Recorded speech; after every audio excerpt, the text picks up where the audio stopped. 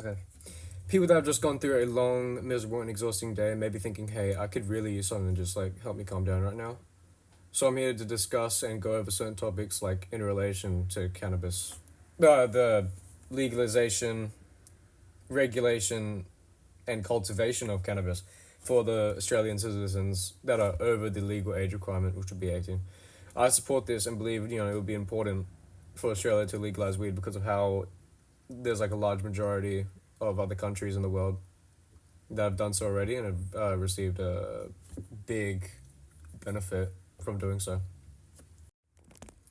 The possession, usage, and exchange of weed, along with the cultivation of cannabis in most states and territories in Australia, weed is not a legalized drug to be used in a non-medicinal purpose. Legalizing the cultivation of this drug, along with legalizing it as a whole, would benefit the justice system in Australia by decreasing the amount of criminal cases related to that drug, cannabis.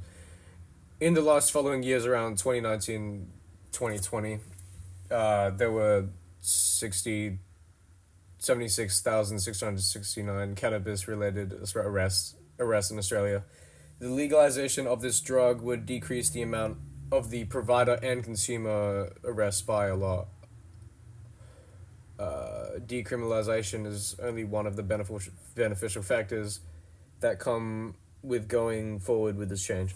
Of course, this change would be similar to the laws relating to the legal age requirement of consuming alcohol in Australia, which is under 18 years old or older. Various medical conditions such as depression, anxiety, and chronic sleeping patterns, and just the overall pain management that comes with diseases that are similar to cancer, can all be prescribed the use of marijuana to help patients that have those medical problems. The medicinal use of this drug is done in a safe way and is processed by taking all the chemicals that can be seen as a hazard to those patients in hospitals. And if this drug can be sold to people above the legal age requirement, which is 18, like I previously mentioned, it would have to be processed the same way that is done in hospitals, like I said just then. This drug would, of course, be sold in stores that provide products related to cannabis and other medicinal needs, chemists and stuff. Unless people want to grow it in the sanctuary of their own home, that's fine.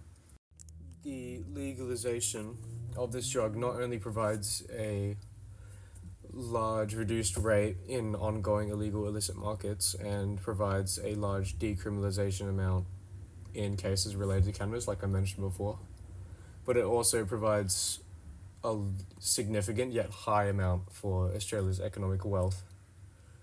Since it's clear that most countries around the world have already made weed legal for everyone to use, besides Australia. But a prime example of this would be Canada. Canada is a good example for making weed legal for its people, since in 2012 they have estimated about $43.5 billion,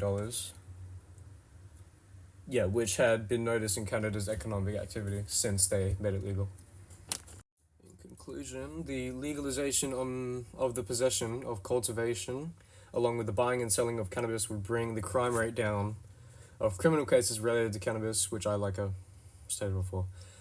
Before, in 2019 and 2020, there was 667 cases related to cannabis. If sold and licensed by markets, which will have all the people who bought from the illegal illicit markets, drug dealers, it would bring them to legal markets with safe tested products, which have safe chemicals and not unknown hazardous chemicals, the kind that's used in hospitals. With criminal cases in Australia going down, the economic wealth would be going up, since all those weed addicts would be going to the people that sell it legally now with safe tested products.